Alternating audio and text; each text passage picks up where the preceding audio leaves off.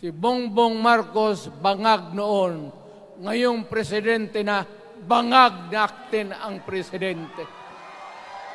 Kayong mga military, alam ninyo yan. Lalo na yung nasa Malacanang. Alam ninyo, the armed forces of the Philippines, alam ninyo, may drug addict tayo na presidente. Ito ang maanghang na tiradang binitawan ni dating Pangulong Rodrigo Duterte kay Pangulong Ferdinand Marcos Jr. sa prayer rally para tutulan ang pag-amyenda sa konstitusyon noong January 28, 2024. Dito dumalo si Vice President Sara Duterte at tumawa umano sa tirada ng kanyang ama laban sa Pangulo. Hindi naman ito ikinatuwa ni First Lady Liza Marcos na kanyang isinawalat sa isang interview at ng ilang miyembro ng Kongreso. Sa gitna ng hidwaan ng pamilyang Duterte at pamilyang Marcos, ipinagtanggol pa rin ni PBBM si Vice President Sara Duterte laban sa panawagang tanggalin na ito sa gabinete. I don't see the reason behind that. She doesn't need my assurance. She knows that. She knows that. She will be any of the cabinet secretaries will be replaced pag hindi nila ginagawa yung trabaho nila.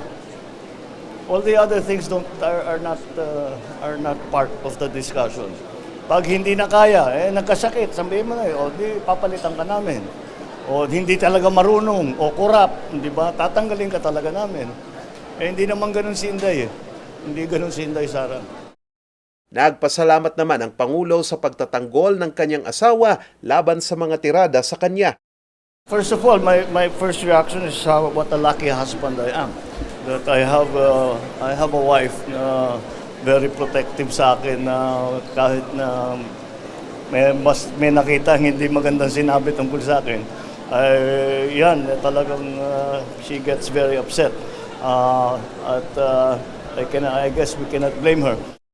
Tiniyak naman ng Pangulo na hindi ito makakaapekto sa mga gampanin nila ni VP Sara. Nagsalita na rin tungkol dito si VP Sara at naiintindihan niya rin ang himutok ng First Lady. Anya, marami pa raw na mga problema ang dapat tutukan kaysa dito. Bilang tao, karapatan ni unang ginang Liza Marcos na makaramdam ng sama ng loob at galit.